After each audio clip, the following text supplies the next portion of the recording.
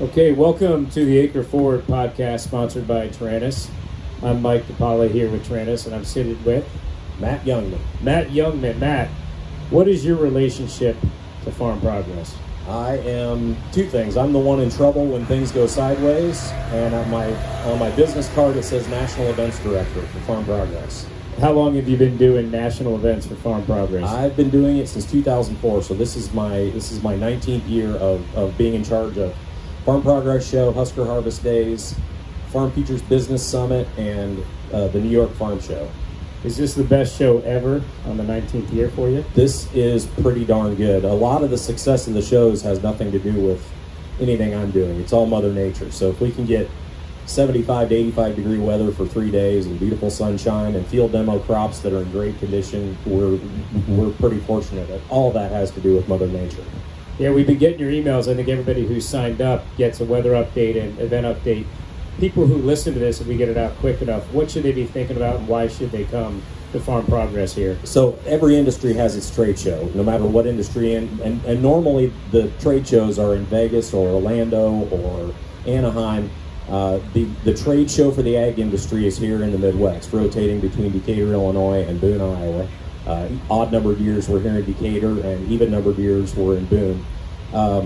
And why to come is for the same reason people from 50 countries are coming, is because they want to see the latest product introductions. We're really fortunate. There's a lot of farm shows, but we're really fortunate that the Farm Progress Show is the one they wait for to make their new unveilings. Like just this morning, the Taranis made its North American debut, or pardon me, the Taranis, the Nexat, the new 715 quad track from Case IH, new balers from John Deere, new electric tractor from New Holland, just kind of one after the other.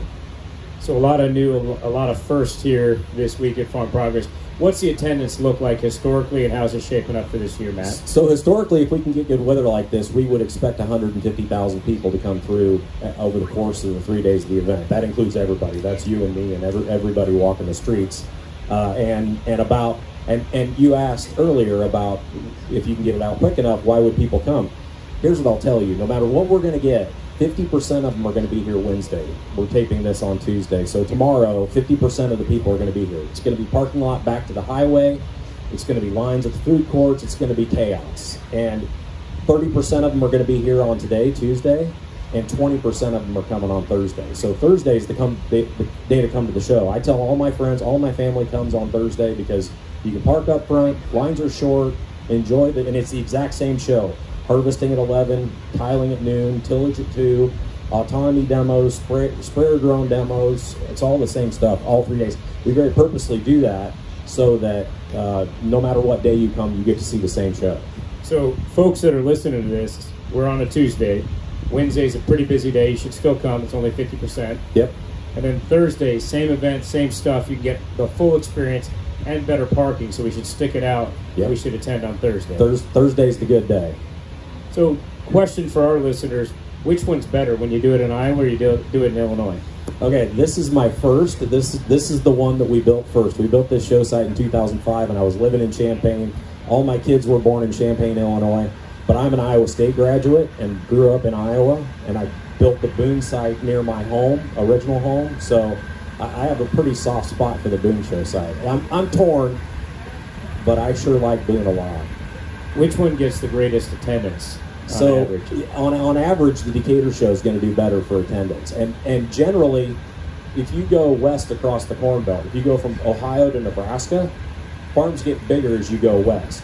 So generally, whether you're in Decatur, Illinois, or Boone, Iowa, or Grand Island, Nebraska for Husker Harvest Days, it's still the same number of acres or gross farm income or cattle on feed or something like that.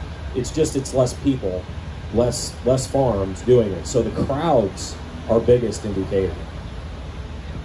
That's pretty interesting. What tips do you have for people that are coming from Farm Progress? What should they be thinking about, looking for, since you've done this for so long? So you've got 7 miles of roads here, so it's a lot of walking. So my advice is make your list, get to the website, surf the map, make your marks on the places you want to go, because if you're going to walk 7 miles, you don't need to necessarily be backtracking. So you want to make sure that you kind of got a little bit of a plan of how you're going to attack this thing.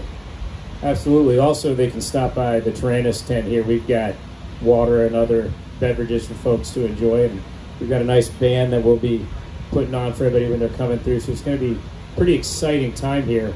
Are there any other standouts that you think about when you think about the history of this, or anything that caught your eye as you set up this year? So, I mean, I've been doing this for a long time, and I did it back when the show rotated between 3 states. And I think the thing that I'm most impressed with is how the exhibitors have responded when we went to the permanent sites. It used to be circus tents, and the equipment companies would look like a parking lot, like a dealership lot, and that would be the end of it. And now you have beautiful exhibits like Tyrannus, you have air-conditioned exhibits, you have, there's plasma screens everywhere, there's interactive things. It sounds like some kind of a cop-out when somebody asks what's new at Farm Progress Show. The thing that makes it new is the work that the exhibitors do. This exhibit that we're sitting in here, this beautiful Tyrannus exhibit, this did not come together over the weekend. This has been a long-term planned, strategic marketing effort by the company, and so that's probably the thing that I've loved to watch develop, especially over the last 18 years of being at these permanent sites. Yeah, we're actually pretty picky about where we go. We operate through and with retailers and cooperatives, but growers are very important. We share that end user with our insights. We selected Farm Progress because it's the one place where we know everyone's coming together. They can understand this technology. They can work together. So if you come by the Tyrannus AcreForward setup here, you're actually probably going to see a retailer or co-op that you're working with using this space. So we're good. We didn't sublease it. We know the rules, but we're actually using the space to feature our customers, let them engage with the insights, see what's happening. And I want to thank you because I really think Farm Progress does a great service for our industry and for our folks, and we really like being here. So that's the interesting thing about this event that I've loved to watch develop. In addition to what I talked about with the exhibits, it's the largest gathering of ag media anywhere in the country. It's the largest internationally traveled ag trade show in the country. At its core, like I mentioned, it's a trade show. This is a show for farmers to go and meet with their service and products providers. But there's all kinds of other things that are going on around it. There's governmental public policy being shaped. There's ag media. There's international visitation. I know of mergers and acquisitions that have happened in the back rooms of some of these exhibits that a year from now, I'm getting whispered to by the companies saying, hey, just so you know, you need to be looking to figure out how to get that lot over there because we're about to do this with them and this is about to come down. So there's a lot of industry work that occurs over these 3 days because all the guns are here, right? Because of the leadership of these companies, they're here to see how they stack up against their competition. And another one that's big here is we get airplane loads of Wall Street analysts because a lot of these companies are blue chip publicly traded companies.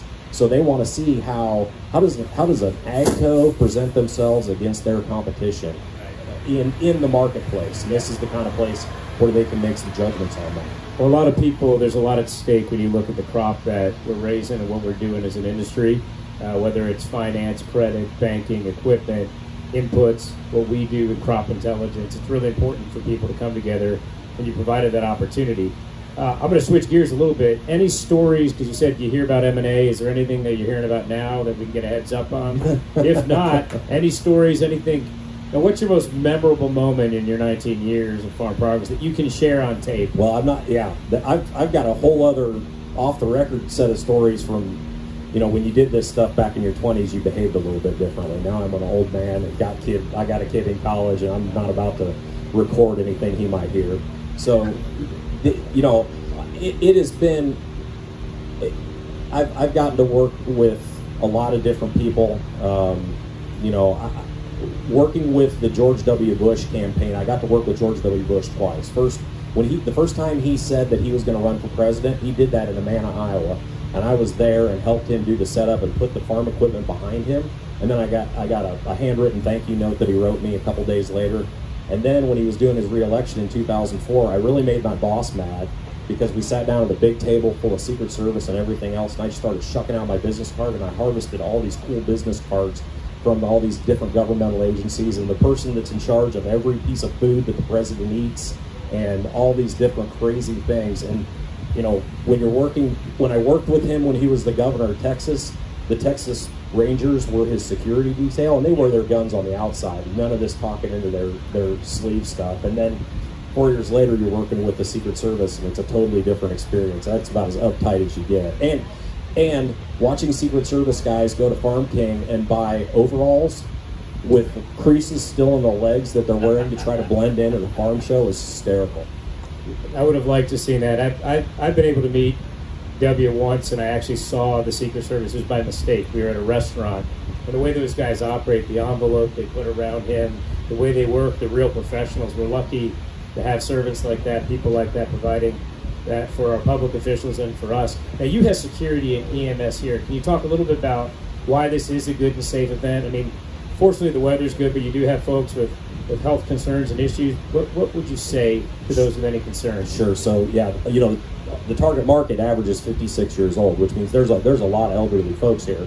And I can think back to the 2007 show, which is the first year we had these asphalt streets. They were black asphalt, and it was 115-degree heat index, and people were going down all over the place. We carted 30 of them out in ambulances, and that's when the air conditioning tents started coming around. But we have 3 dedicated teams of EMS that have the grid split up, and whether you get them on a radio, I can get them on a radio, or you just call 911 and give them 3 points of triangulation.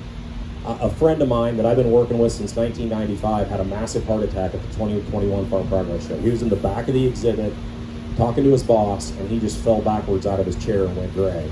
And he was no pulse, he was coded, Doug was completely gone. And from the time they called 911 to the time they arrived was 90 seconds. And they shocked him 3 times, brought him back. He had 100% blockage in 2 arteries, 90% blockage in 2 other arteries. They did bypass on him, and he's here working the show right now. And if he'd have had that same heart attack in his hotel room or on the road, he wouldn't be with us anymore. He came and spoke to our security meeting, our safety meeting, and thanked all those folks. And so in all reality, when something like that goes down, you are probably safer at the Farm Progress Show than you are at your house. Well, I think you're hearing it here first. If you've got any health concerns, come to Farm Progress, because in 90 seconds they'll get you figured out and taken care of. It was great. It's really important, though, that people know that they know it's a safe place, and that they know they're well taken care of. It sounds like you've worked pretty well with the city here and the folks. Yeah, and the history here has been pretty good. It's been fantastic. From the time that we broke ground in spring of 2005 to now, we've had wonderful partnerships with the community. You know, if you're doing a trade show in Vegas or Anaheim or Orlando or something, there's a whole staff and fleet of people that are in that industry that can do the work. In Macon County, Illinois, I got to have every church and Rotary Club and 4-H club and everybody to park the cars and take admission and flip burgers and drive trams and hold rope lines in the field demos, and the list goes on and on and on of what we need here. And so we've got to have a good relationship with the community. We spend over $100,000 making donations to the groups that actually do the work. And I'm not capable. I've delegated myself out of any work other than holding a microphone. There's a whole fleet of people that are out doing the hard work to make the show happen. And the volunteers are the people that are our welcoming committee, right? They're the local community, shaking hands, handing them a program, serving them a sandwich. They're the ones that are doing the work. So are they out of school today for this? Some of them do, yeah. Tomorrow, Wednesday, is for some reason the FFA day, and there will be Blue Jackets everywhere, all over this place. Well, that'll be nice to see. So tomorrow is FFA day, but Thursday's still a good day to come. The best day in my opinion, yes. All right, so before we wrap up here, is there anything else about Farm Progress, this event, that people have to know before they go? Well, it's the granddaddy. It's the oldest of its kind. It started in 1953, so we're celebrating our 70th year, and for the most part, all the other outdoor shows around the world are built on the template of the Farm Progress Show. And so, you know, we get a lot of foreign visitation of people that put on the Brazilian version of this, and so it's really something special to be part of something that is, you know, emulated around the country, around the world. Well, we'll have to talk about the Brazilian version. We've got our offices in Campinas, and I'm sure we can partner. I want to thank you, Matt, for joining us here. We like kicking off Farm Progress here with you. Trainus AcreForward, proud to be part of it, and we'll get you a copy of this podcast so you can distribute it with your wonderful weather updates and other updates in your emails. Thank you so much for joining us. Glad to be with you. Thank you very much.